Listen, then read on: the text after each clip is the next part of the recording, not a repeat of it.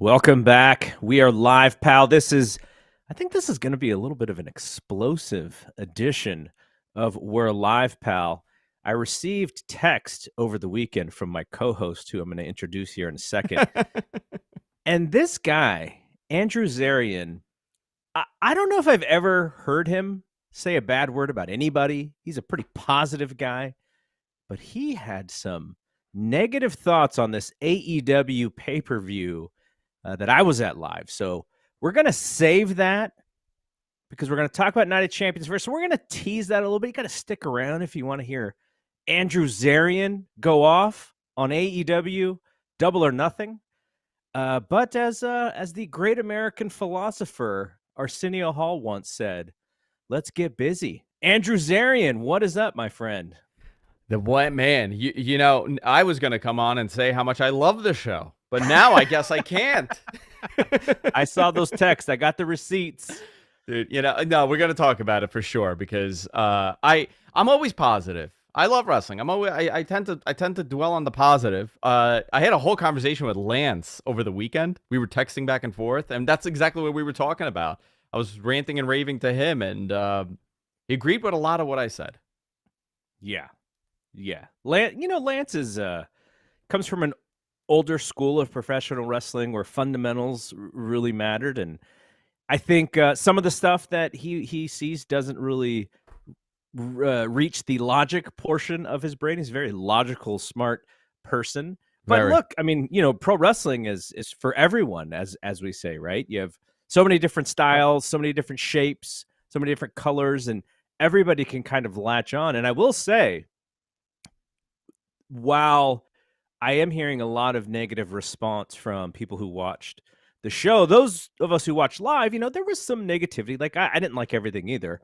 But generally, AEW fans enjoy the AEW live experience. So that made it fun. And I also share some stories because my wife went and she's never been to a wrestling show before. So of all the shows for her to go to, her very first wrestling show featured thumbtacks in the feet, featured a chain wrapped around the knee.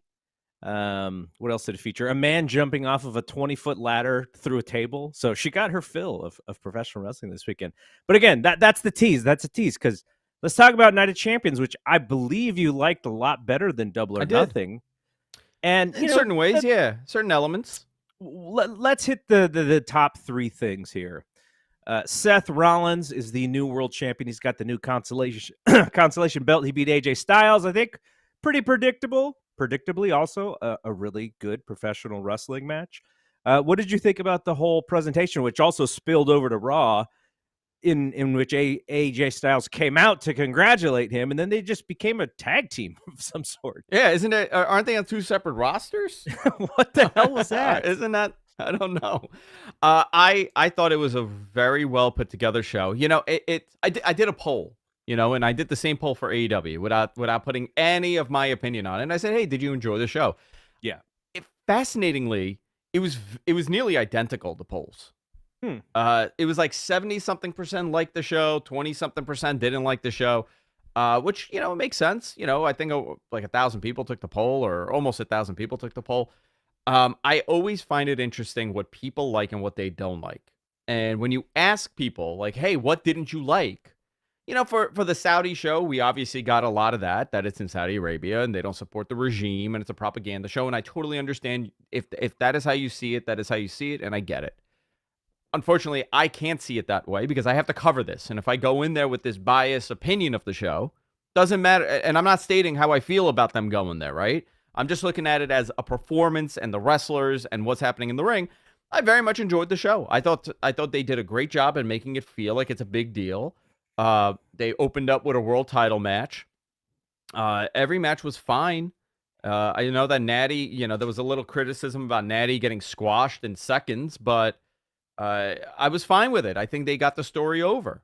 That this, Rhea's a big star, and then you had that fantastic ending. Now, would I call it cinema? I don't know. It depends on how you, what your. I thought it was great.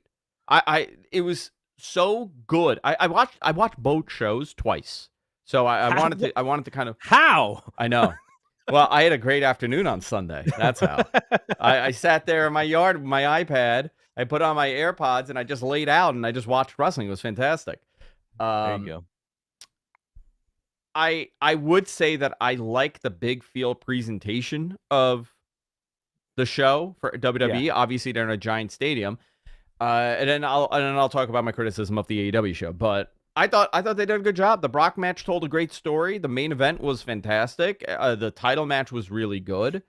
I didn't see as many negatives as some people did with the show with Night of Champions. We're gonna butt heads a little bit on this Cody and Brock thing because I didn't like the storyline heading into this match. But I'll tell the listeners a little bit of story from Vegas. So the idea was that on Saturday morning, Dave and Brian will do their meet and greet and their Q&A. The Q&A was actually really good, some really good questions. And then from the meet and greet, then we were going to go off to the Cosmo, which is where the Sweet Party was, and we were going to watch the WWE show. And I was only going to sort of hang out until, because I said my wife went, she had some stuff going on. She had spa day. And then when she was done, I was going to be like, okay, guys, I'm peacing out. Because then we were going to go to dinner after. So yeah. Anyway, the suite's not ready. So we're hanging out and we have to get lunch for, we're just waiting.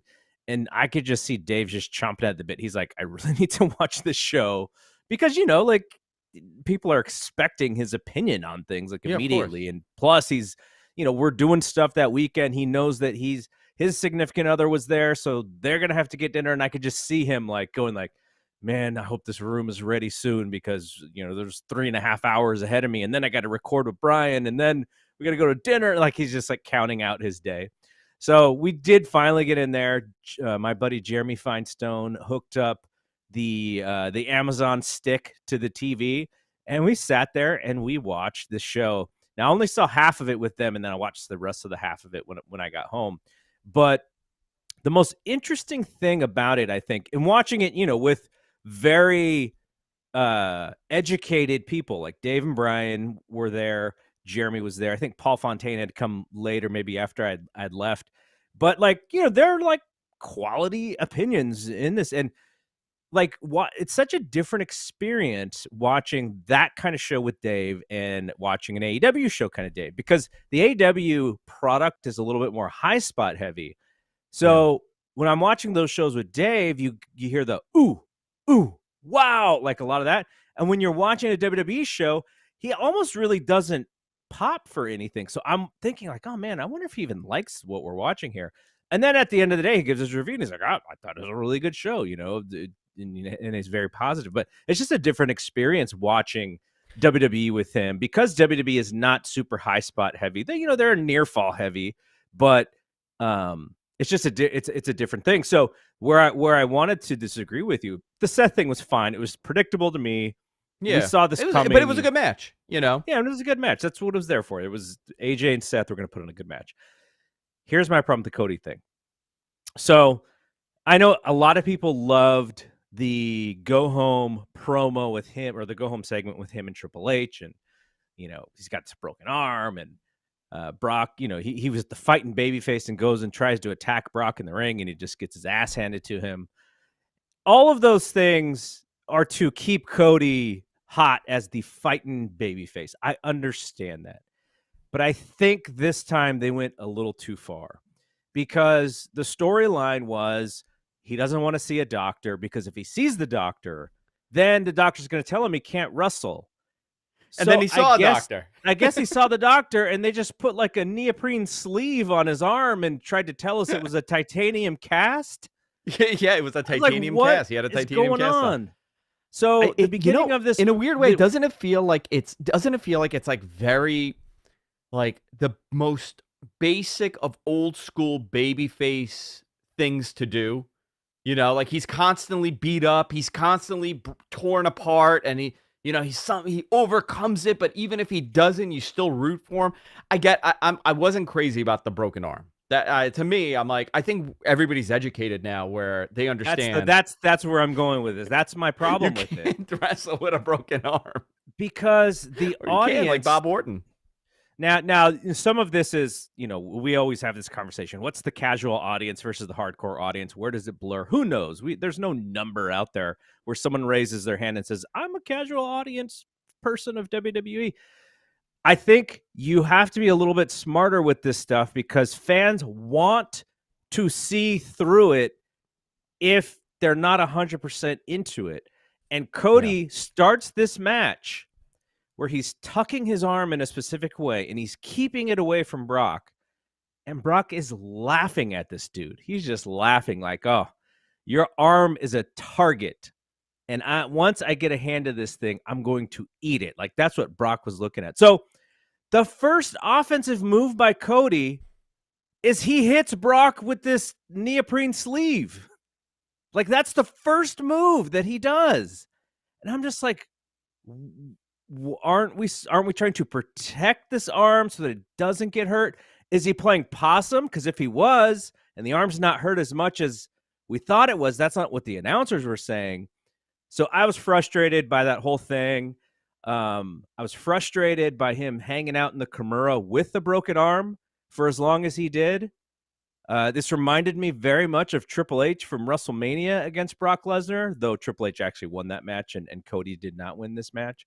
So I was really frustrated with the psychology and the believability of this angle. And then if you fast forward to Monday, I didn't like Cody's promo either. He's like, I didn't tap and you're afraid of me. And I'm like, he sure didn't look afraid of you in that ring on Saturday, buddy. So I'm not sure what you saw versus what I saw. So, my whole worry about this Cody thing was that I just hope it doesn't jump the shark before we get to where we want to get to. And I don't think it has.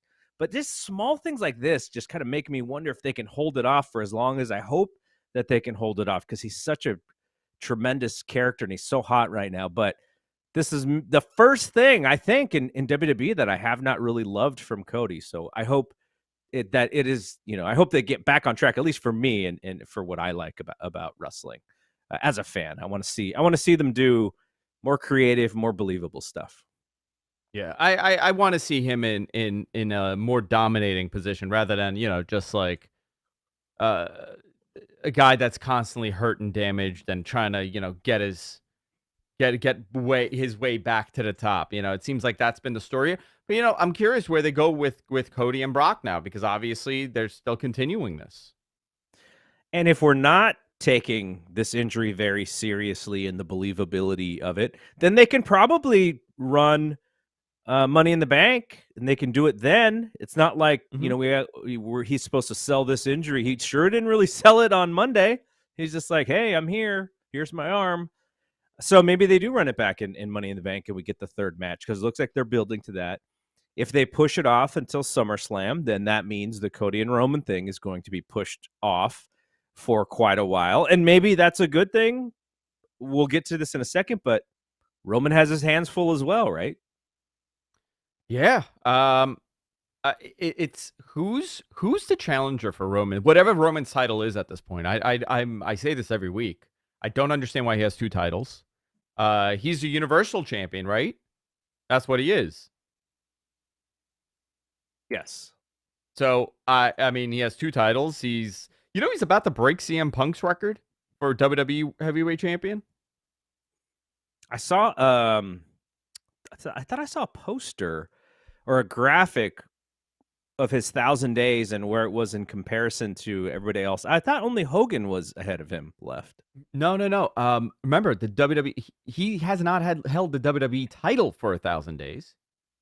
Oh, He's okay. held the Universal and the WWE together. Right. I think it's like 400 something days he's had the WWE title, which is over a year. But are they going to make that into a presentation? I guess not, right? Why are you going to talk about that? He's already hit 1,000.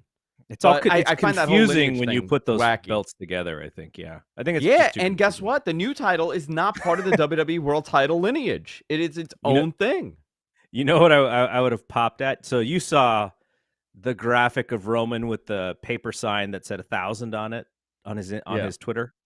So obviously that originally it's the Wilt Chamberlain. He scored 100 points. He held the 100 on the paper, and everyone has done their version of that. I wanted Seth on a Sunday to take a picture of himself with one. That's what I wanted to see that, but he didn't do that. Hysterical. Hysterical. So okay, let's get to the main event now. Yeah. All the things that I said that I didn't like about Cody and Brock, push those things aside because I will take a bullet for the Uso brothers. That's So how good, into huh? these dudes that I am. So good. I am so much a fan of these guys. Jimmy with the super kick on Roman, which kind of comes out of nowhere. And you're like, oh my God. And then he just does it again just to show everyone, like, we're done. This is, or I'm done. And then him having to sell his brother on the idea that this is for the betterment. Like, I'm doing this for you. And Jay is like, we're better than this. We can't do the infighting thing. Like, that's not how we handle business. And then Roman's out of the ring and he's screaming for Roman and he calls him by his government name, calls him Joe. I thought that was just tremendous. And they walk out and KO and Sammy, it took, I was really worried because I actually heard the result about the match before I saw it. And I was like, oh no, Solo's going to eat the pin. And I watched it and I was like, okay, they hit this dude with everything. So I guess it's okay for him to plus he ate the double super kick from the twins as well, or from the Jimmy as well, which was accidental. And so, but yeah, oh man, I loved everything about it. I'm like so into the Usos right now, and this is just fascinating. Another little piece to this storyline. Well, the best, I mean, to me, the really good piece of business that they did was, the Usos come in from the crowd. They take out Kevin Owens. They're helping. Roman is confused and he's like, he got his butt kicked, so he's on the floor. And the only thing Roman saw was the double super kick on Solo. And you see him peeking from the side. And you know what? When WWE does that, they don't do it too often. They're not able to tell this like blatant story too well when it comes to stuff like this. It kind of gets muddy and confusing. I mean, historically, they've done some great stuff, but historically, they don't tend to catch all of these elements happening. It's live, right? You can't reshoot it. You can't, if that camera doesn't catch Roman peeking up at the right time and looking at the Usos in the ring, you missed that whole spot and you got to retell the story tomorrow. They did an unbelievable. Oh, thank you very much. Oh, look at this. I got a little cocktail here. Very nice. There you go. Yeah, there you go. I like the cup. Came in with the cocktail. Yeah. By the way, I like the cup. You know why? But you know why? Because we can't tell how much is in there. It could be it's very little, tiny actually. bit. Yeah, oh no! See, but you're supposed to sell that. It's like there's because like a big giant goblet. Have you ever seen the reality show? Actually, it's the Netflix series of reality shows. So because they're shooting scenes of this reality show all day long, they have the cups like that for the cocktails because they don't want the continuity of how much drink is in the cup to get spoiled. So everything looks like that. Yeah, exactly. So it's a work. You got to hide it. You can't show people how much is in your cup. So they just told such a great story there, and it really brought you into the moment. Listen, I'm not surprised anymore. This whole storyline has been great. We had Nick Hausman on Observe Live, and we were just talking about this, and I couldn't come up. When is the last time WWE has consistently told a long-term story that for this long that has been this good? I can't remember. So I'm sure there are much more recent examples of this, but to me, the two best stories they ever told were Paul Orndorff turning on Hulk Hogan and the Mega Powers and the explosion. Right. But after that, like, if you think about the longevity and stuff that really mattered, there's Brett and Shawn stuff, which kind of would get interrupted and then they'd go back to it. And then obviously the fallout is pretty explosive. So that kind of ends before they get to the natural point of that. But Austin McMahon is the longest running one, right? Because it just kept going over and over, and they would reinvent ways to get back to it. So you'd probably have to go back to Austin and McMahon. 20 years. And that's a long time ago. Yeah. Yeah. It's very over 20 years, 23 years ago, 24, 25 years ago. Unbelievable. Yeah. But I thought they did a great job with telling that story. this Roman was a guy that was getting the John Cena treatment. The boos and the yas were mixed. It was more boos at one point than yas or yays. Yeah. Ooh, yeah. They've rehabbed him. I mean, tremendously. And this guy now became one of the, there are moments that you think, you're like, why is Vince shoving this guy down our throats? Right? This is why. If all those people that said they're sick of Roman Reigns, they're sick of him, they don't want him on TV anymore, they're tired of seeing him, the dude is a blockbuster. He's really the reason for the boom period for WWE. There's no other. I mean, that is the sole reason. I pick my kid up from school every Tuesday because I'm home. Every one of those kids leaving school, they're talking about wrestling now. This was not a thing. This was not a thing a year ago. It was not happening. And yes, a year ago, things were heating up. We are at whatever this is we're at the peak right now for as far as, growth has been. Could it get bigger? Absolutely. Could it decline tomorrow? Sure. But this really is a peak that we've hit in wrestling, and we haven't been here in a while. And I'm not talking about ratings, right? I'm not talking about the viewership. I'm not talking about the ratings. Obviously, we've seen that grow for WWE. But the attendance records, they have a show in Canada, I think in August. Here we go. WrestleTix just sent this out. August 18th. You got a long way to go. They're in Toronto. 13,000 tickets. Gone. Is that for a TV taping? SmackDown. Okay. There you go. Yeah. Oh, another thing. The Garden sold out almost. They're coming to the Garden July 7th, I think. Do you remember when we were... When did we start doing the show? I think when we had just started doing the show. They ran a show at the Garden, and they're like, oof, are they going to even go near 8,000 people? They weren't moving tickets at all. It was rough. And this was even during the Roman period, The business is getting busy for them. And watching this weekend, I will say, if there was ever a great example, and I want to know how you feel, because you watched the show, right? And then you went to AEW. Mm-hmm. These two products are so opposite of each other, where I don't even view them in the same space anymore. And I'm not talking about, one is so much bigger than the other one. It has become a very different presentation what WWE's doing. Mm-hmm. And what AEW is doing, which I like a little bit better than a big field WWE presentation, right? I like what AEW does. I'm not knocking them, but they're totally different products. There's no comparison anymore. And they kind of have to be, right? Very differently too. In order for AEW to separate themselves, they have to be. They have to. I hope they continue separating themselves because that's the trap. Yeah, that's the trap that you fall into. You see the success of WWE. Look what happened to TNA, right? I mean, TNA was doomed from the beginning. It was never going to work. It was never, ever, ever going to work because they didn't have, the money. They didn't have the network clearance. They had the talent, but it was just it wouldn't have worked. Different time, different era. But the separation is a positive. But WWE is not. I don't view it as my wrestling that I grew up on. At all. So I'm able to separate the two. I thought they did a fantastic job. Big feel. Raw last night was okay. It was a fine Raw. It's not my favorite show to watch.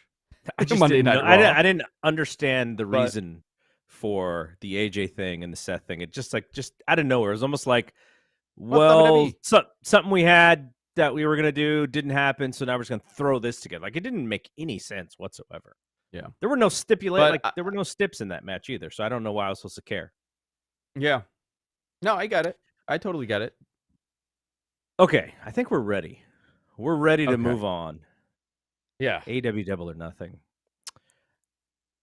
I will say I've been to, if I can sort of think about this. So you and I have been to All Out together. Yes. I've been to two All Outs. This was my second my third Double or Nothing, because I went to the original one in 2019, and then I went to the San Francisco show. So what is that, like five or six live pay-per-views?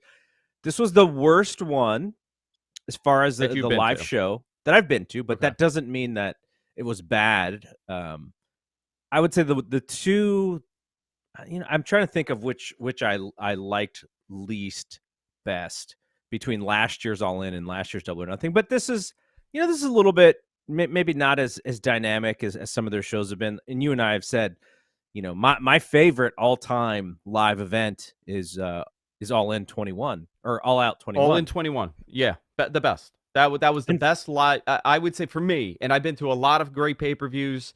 There's a couple reasons why I'm saying this. Okay, that is the best show that I've ever been to. It was the most fun I've had. My wife came, which she's only gone to Evolve before this. Okay, that was her first real big time wrestling show. We never went to wrestling. We went to a bunch of Evolves that we would get loaded at the bar, and just with like a bunch of Modelo's just sitting at the bar at La Boom, this Latin nightclub on Northern Boulevard here in Queens. Totally different experience, right? It's a very different experience. She loved it, and she's like, "Oh, I get it now. I get why you like this." And I was like, "There you go." So for me, that is the best show. That's a great show for her to go to, though. By the way, she shouldn't go to another wrestling someone that's show lived with again. wrestling. Well, she should just be like, "That's it. Never need to go ever again." Well, we went to that Garden House show, and it was fun. And she's like, "Oh yeah, that show was a lot better." I'm like, "Well, because it's a pay-per-view and it was AEW, it's a little different. It's not a house show." But she was like kind of jaded. She's like, "Is this what wrestling's really like?" Yeah. So you being in that building, you felt even. Did you watch it when you got back? No, I've not repurchased it on. I'd love to get your opinion. This is why if we could get this stuff on Max or something, then I could have gone back and rewatched it. But I'm not going to spend another $50 to watch it after all the money we spent on tickets for this show. Yeah. So I will say that there was I was seeing some negativity about the Vegas crowd, and I think that's just an excuse because Vegas is a heavy fly-in audience, right? So this is not Chicago where they may cheer everything because they're just that loyal fan base that loves AEW. This is going to be a little bit of a harder. Vegas is harder. Vegas is not about non-elite events. Like there's a lot of stuff to do in Vegas. A lot of stuff going on every night, especially on that evening. And so you really do have to put something out there that the fans are going to embrace and want. They want to cheer, but it's going to be a little bit of a harder audience to please. And so I would say the beginning of the show with that Battle Royal, they were on fire for that match. Then I think what kind of brought the crowd down was Jericho and Adam Cole. And some will say, they had to follow that hot Battle Royal. But to me, I'm like, the hot Battle Royal with all the not stars, like you had Orange Cassidy and you had Swerve at the end and Big Bill was over. But it's not like, it's not like you had these giant stars in that Battle Royal. So Jericho and Cole following, was going to be hard. They just had a bad match. Now, let me ask you, the crowd in the building, right? Was it hot in the building? Up and down. Or would you say this was the least hot of the pay-per-views you've gone to? I have a hard time, like, in place and time, I can think about that. And maybe if I go back through some of the shows that you and I have done, then I'll have to go back and say, oh, what did I say about that show? But there were moments of flatness on this show. But when I was in San Francisco, I felt a little bit of that, especially at the Cow Palace. Now, the Cow Palace, I went to see Dynamite and Rampage, and there was flatness in both of those shows. Rampage, Rampage, like, people were trying to cheer just so it felt like they were watching a show that was important, and not at all. That show was that's one of the worst shows I've ever been to, by the way. So on TV, I will tell you that, and talking to people that were in the building, I mean, tons of my friends were in the building. It seems to have come across worse on TV than it was in the building. It was makes hot. A lot of sense. The last two matches were hot as hell. Yeah. Forget. I'm not going to the last. On their hands. Yeah. There were moments of people sitting on their hands. Jericho and Cole. I thought Jericho would be a little bit smarter at this because it was kind of a fight more than it was a wrestling match, and they did that MMA stoppage. And I don't know if they really knew how to do it correctly because it came off kind of bad. Like I've seen But that it was an done. unsanctioned match. Why is there a stoppage in an unsanctioned match? I don't know what the rules are there, but what I I don't wanted think to they do see, either. because we've seen that stoppage be explosive. It Yeah. was the that sometimes when you have a guy in the corner and you get on that second turnbuckle and you throw punches and the crowd starts counting to 10. Like that was the physicalness of Adam Cole's punches to Jericho. And he even hit him in the face a couple times, it looked like. But Yeah. like there was Yeah. no fire, like there was no hate in his eyes in those punches. And then when Aubrey or whoever the ref was waves him off, he just gets off. And I'm like, wait, this is the dude who you were saying is the most evil person for having you watch your girlfriend get bashed with the kendo stick. And the referee waves off the match and you're done with this guy. You're just, okay, I'm done. Match is over. I wanted to see him just continue. I wanted to see security have to pull this man off of Jericho. And that's what was missing in that match. For it being this blood feud and this, extreme grudge match, they wrestled it like it was. And maybe it's because they're like, they put a second. Like we can't really give everything. And plus you had to save so much for Anarchy in the arena. They probably held back a lot too, but not good. Not very good at all. And in the other match that was so frustrating, and I really wish they would have thought this out a little bit better, but the Jamie Hayter and Tony Storm thing, man, like okay, so again, my wife never watched wrestling. She's just sort of watching for optics of things, Andrew's favorite word. And so after that Jamie Hayter Tony Storm match, she goes, they don't really care about the women's stuff as much as they care about the men, huh?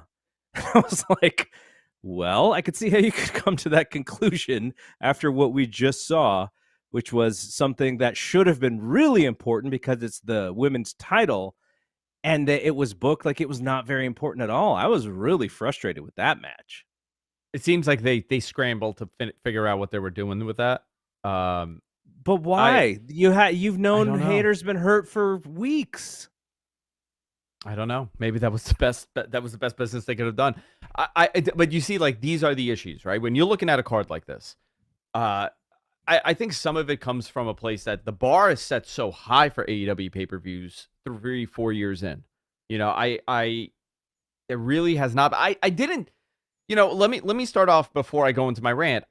Was it a bad show? No, it wasn't a bad show. It just wasn't as good as everything else. And I think for a major show like this, it was kind of flat for a lot of things. The Four Pillars match was fantastic. The match itself, and we said this on the show, the match itself is going to be great, but I just felt that the lead up was not great. It's horrible, actually, to me. Now, for the main event, did it affect the crowd that they weren't in the ring the entire time? Because it started so late. So I saw it explained. So I don't want to attribute this quote to the wrong person, so I'm not going to say who it was.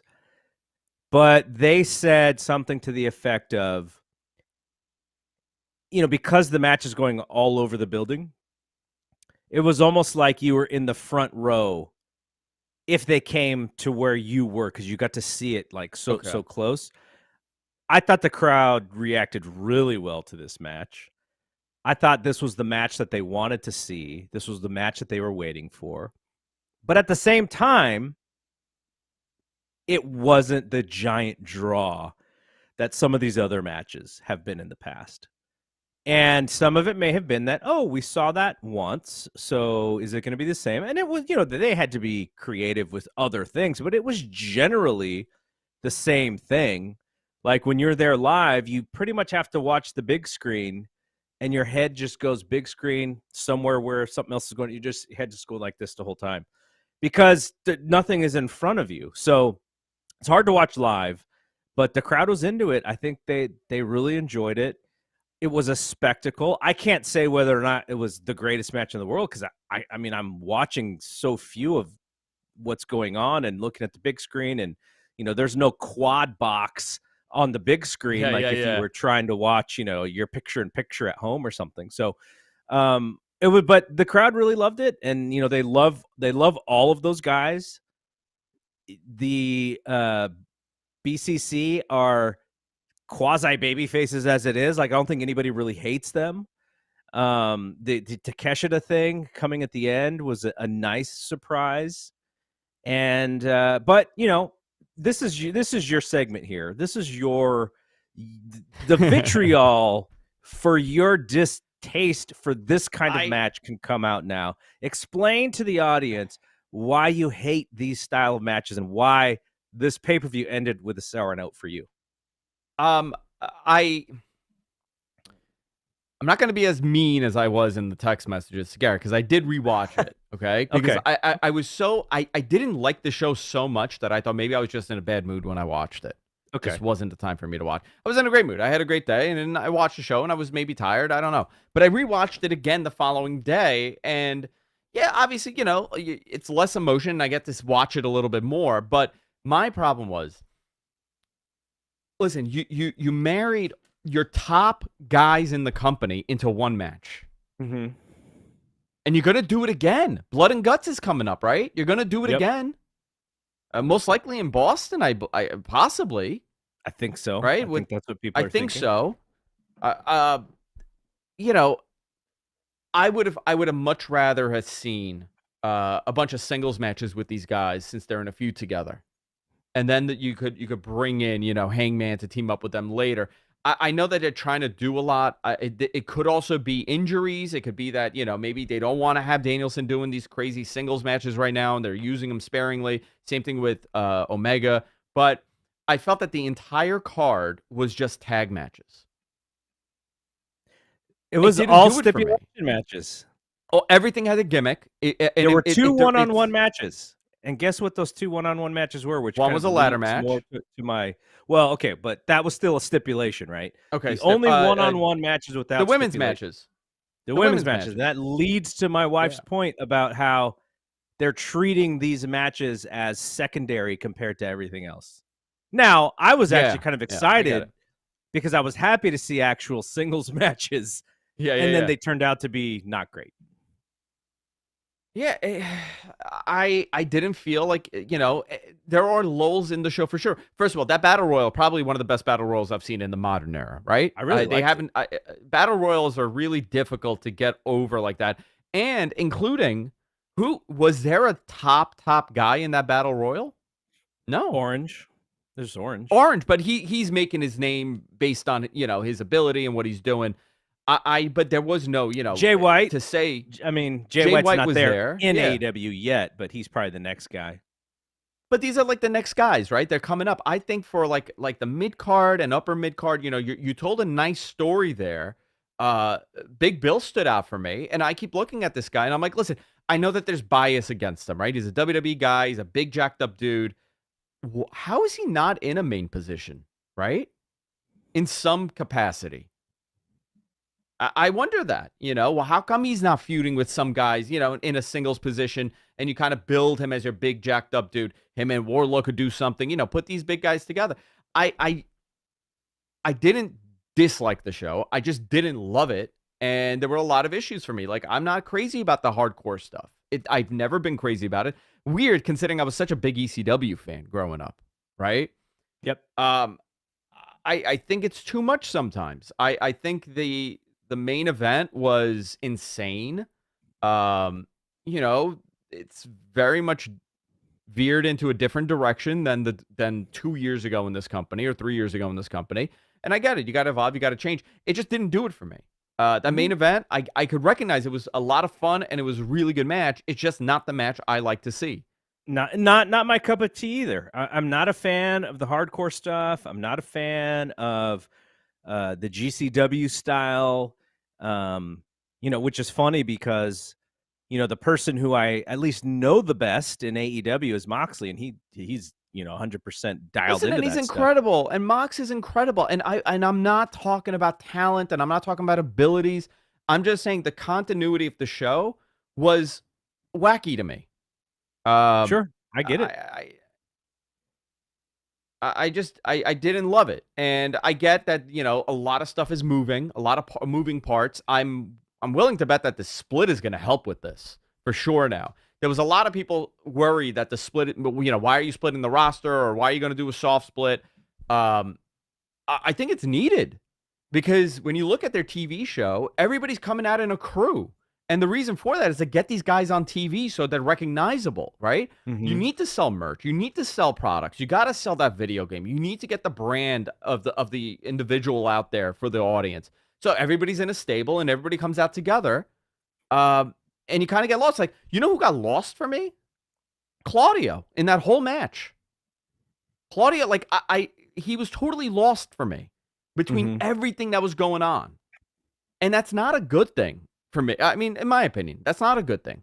You know, he should be highlighted in singles matches regularly. I know he does it in Ring of Honor, but now with this split, I expect to see some of these guys split off a little bit once this program is done and start doing some singles matches and start building their product, whatever they're doing on their own. I get like the rub for Wheeler, but is it helping them? Well, I mean, I think that's set up. I think that's just set up so, they can build to Omega beating Yuta in a really good match down the line. I think that's why they did that. And I get why they're setting things up, and I see it. And, this could possibly mean something with Okada. It could possibly mean Ibushi, whatever they're going to do. Takeshita, I mean, I want to see that match, that singles match for sure with him and Omega. But I feel like this was oh crap, we got all this other stuff we got to do. Let's just do all this and get it over with. That's how I saw the show. Yeah, I mean, we talked about this. This show seemed like it was overshadowed by what is to come. I still enjoyed myself. The F4W convention was amazing. Just seeing all my old friends again and meeting some new folks this time. It just, it's just always so fun to be in a crowd of people who like the same thing that you like, right? And you're sort of celebrating the stuff together. So that was awesome. But yeah, the show wasn't my favorite show. Even I know a lot of people like the 4-way. I thought it was from a move standpoint, from an athleticism standpoint, from a timing standpoint, it was awesome. But it still felt to me like there was one rock star in that match and 3 guys who were a step or two underneath him. So they did that, they tried, but I don't think it worked very well. Last thing, two more quick things, and we'll talk about Punk before we get out of here. Yeah. One of my favorite matches, and I say that loosely because it was more just I enjoyed what they did psychologically, was the Jeff Jarrett and Jay Lethal match against FTR. And that was the shortcuttiest of shortcut matches you can ever see, with the cheap heat that they were able to get. But, and I'm not even being dismissive of it, I liked it because it was so different from everything else in that it was booked old school. FTR, we knew FTR was going to win, but you had to give us this small shadow of a doubt that they could possibly get screwed in only the way that Jeff Jarrett will screw people, right, with the guitar. And so there's this buildup, and you're like, this Jeff Jarrett better not do this again. We don't want it TNA all over. And then they lose. I like that because it just stood out as a little, we talk about this. AEW is like a cornucopia of professional wrestling. That was for me a little bit, right? That match the Land of Misfits was for me. And so I liked it because it was just so different. The booking was different, and the influence was different. And that's really Tony's, one of Tony's main jobs is you have, Mox wants his stuff, and the Young Bucks like this stuff, and you got the Lucha Bros and all the luchadors, and then you have like Sammy and Darby and Jack, and they're over here.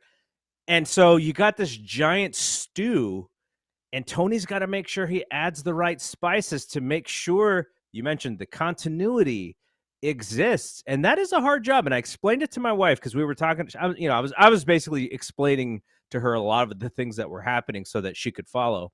And I said, Tony Khan has a really hard job because Vince McMahon for years and years and years educated the fan base on a specific type of wrestling. This is what we're going to do, and the fans are going to love it. We're going to educate them to love what we do, and thus we become the the Xerox of professional wrestling. And so for Tony, in order for him to be different, he has to be so much different from WWE. And so one of the ways, and I think this is probably the best way, is you grab all of these non-WWE styles of wrestling and you put them together on your one show. And like I said, you got the luchadors, you got the strong style, you got the hardcore. When Bryan Danielson wrestles Zack Sabre Jr., you're going to have that technical grappling. And you're going to have this gumbo, and it's Tony's job to really, with the continuity, put them in the right spots and make sure that everything sort of fits into one brand. And that's a harder job than what WWE's job is right now, which is we're going to put our best foot forward with a style of product that we know our fans embrace, and we just have to make sure that the storylines are good, the wrestling is good, and we're solid. AEW's job is much harder. So I commend Tony for it, though, because you have to be different and you have to find people who are turned off from WWE and bring them in and say, hey, this is for you. Give us a shot. And so I like that aspect of it. I like, starter companies and stuff and kind of creating your own thing. So I commend it for it, but it's hard. And this pay-per-view wasn't their best effort in my opinion. You're gonna have it's gonna happen, right? It's gonna happen. It's impossible to put on a home run every single show. Yeah, it's gonna be difficult. So and for a bad show, if we're gonna say this is bad, it was pretty freaking good for a bad show. It's just I want them to get past. Double or Nothing. And I kind of felt that last year, too, that we needed to get past Double or Nothing for everything else to happen. No, it was Forbidden Door. We had to get past Forbidden Door for everything to happen. Forbidden Door's coming up. I'm looking forward to those matches. That's going to be a dream match opportunity. And then we have the Stadium show, which is they have a chance here to do something unbelievable. Whether or not it gets pulled off the way that they want to, we'll find that out. But, 65,000... to England? No, I'm not. Yep. Unfortunately, no. Unfortunately, okay. I'm not. Okay, we have to set our schedules up a little better next year because we're gonna. Okay. I don't care what show it is. We're talking 2023. It could be a WWE show. It could be an AEW show. It could be an independent show. But you and I, we have to make a pact on air right now. Yes. Mega Powers handshake. We need to be together in one of these shows together. Dude, I was actually talking to Jess about pal. I was talking to Jess about Chicago. I don't know if you're going to go to Chicago, but I was kind of like, hey, I wouldn't mind going to Chicago for, All In. I wouldn't mind doing it. That's an easy flight. 2 hours, bam, boom, done. I could come back the same night. I could get on a red eye and come back. Yeah. A little bit harder for me. That show will go till... That show goes on till midnight, so I can't. The last flight is gone. Yeah. But yeah, so the whole thing, the whole weekend. Dude, Tony should run a show in New York. We need a pay-per-view here. Put a pay-per-view in New York. Should go MSG, baby. Go big or go home. Can they get in there? Where? MSG? No. But you know what? You could run the UBS Arena and put 11,000 people in there. Yeah. Okay, so speaking of post Double or Nothing, now that we're past it, CM Punk, you've been on this story since day one, pretty much. Collision, they announced Collision. They announced that first Collision is going to be at the United Center, so they got 2 shows in Chicago that week, a Dynamite and then a live Collision taping. Tony still has not said anything about one CM Punk. I wasn't at the post press conference. I don't know if anybody asked him specifically about Punk or if they just figured that he wasn't going to say anything, so they're not even going to try.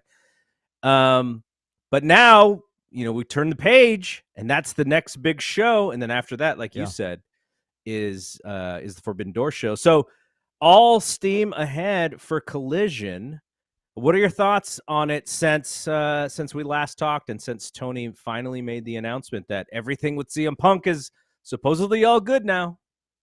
So they have about over 6,800 tickets sold right now for it, or distributed for it. Let me Mm-hmm. just see. I got the number here. We got the number. Oh, here we go. Actually, no. Yeah, 6,800 total distributed. They added 313 tickets. So I guess they moved some tickets here after.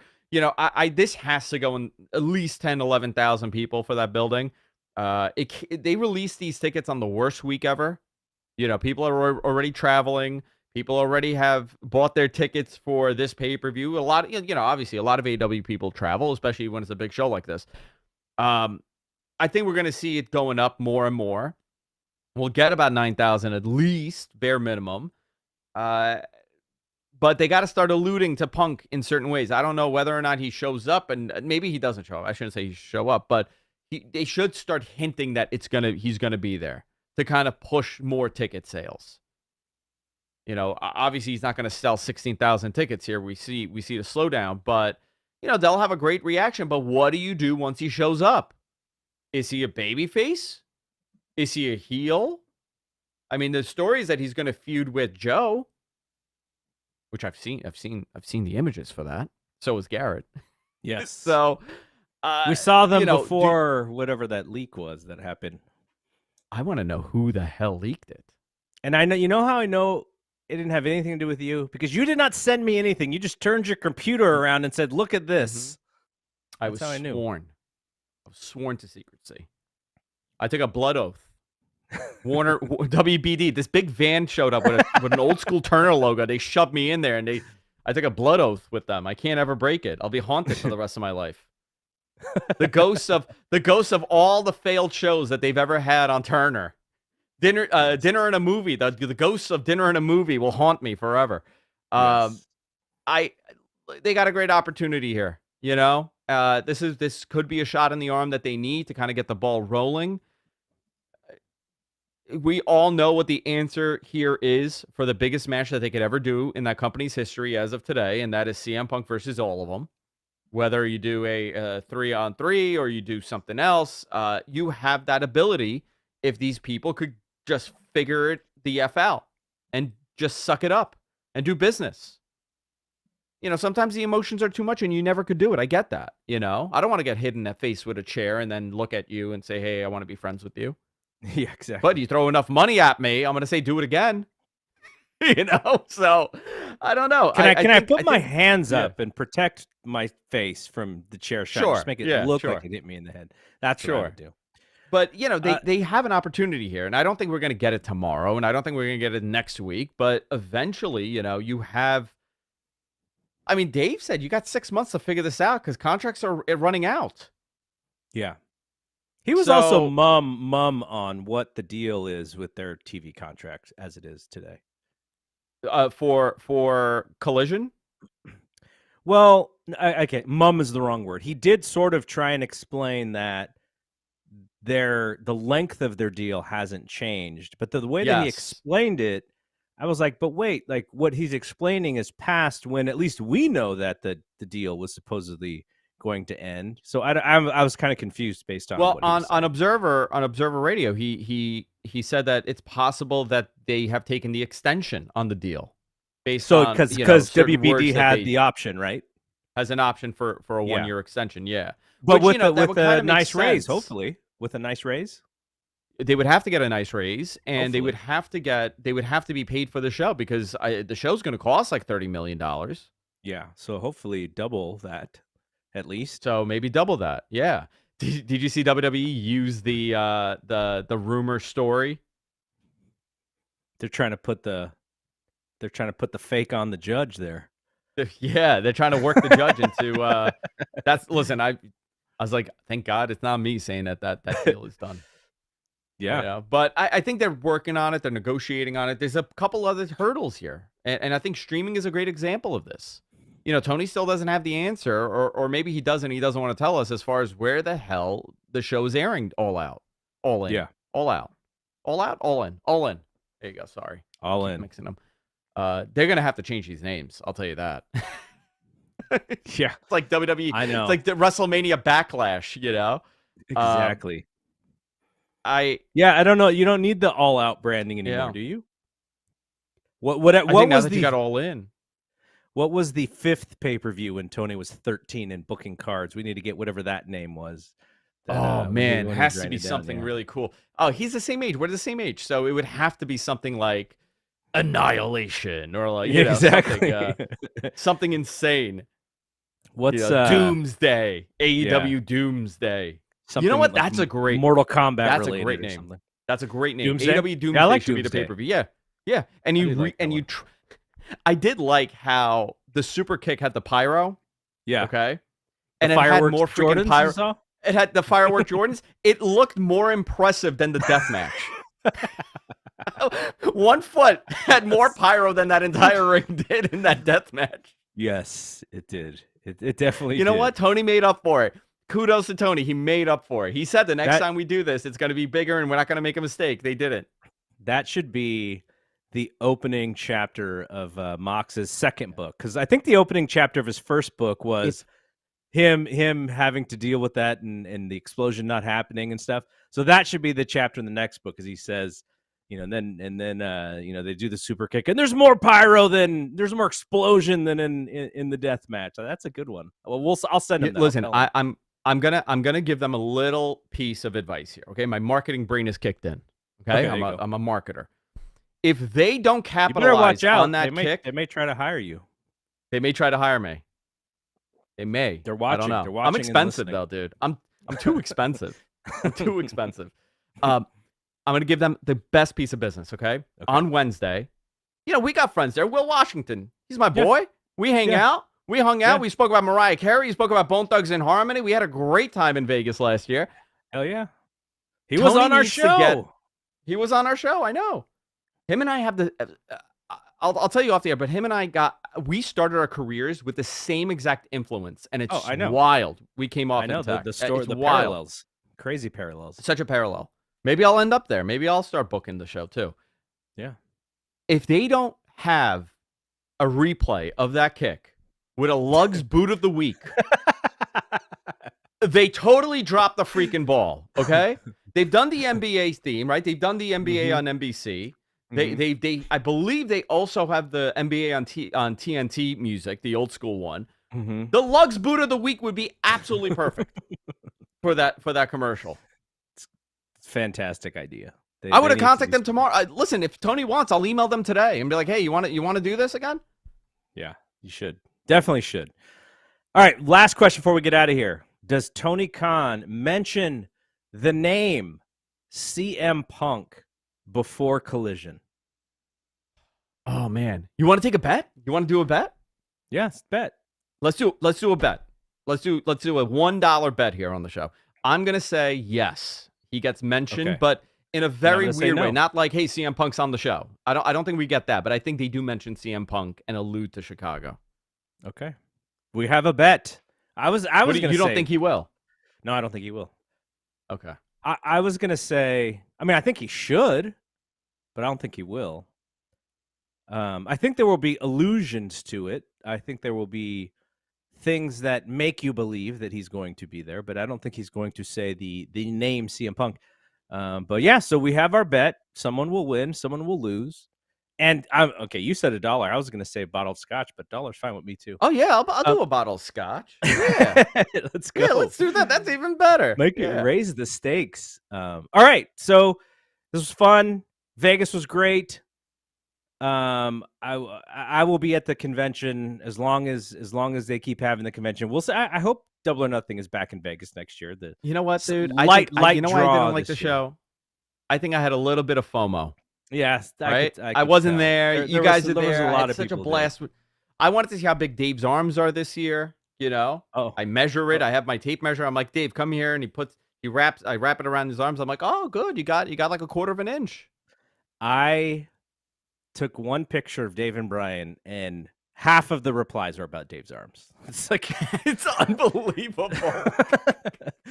All right, before Lance gets mad at us, we'll get out of here. We'll be back next week on We're Live, Pal. So for Andrew Zarian, I'm Double G. See you when we see you. Peace out.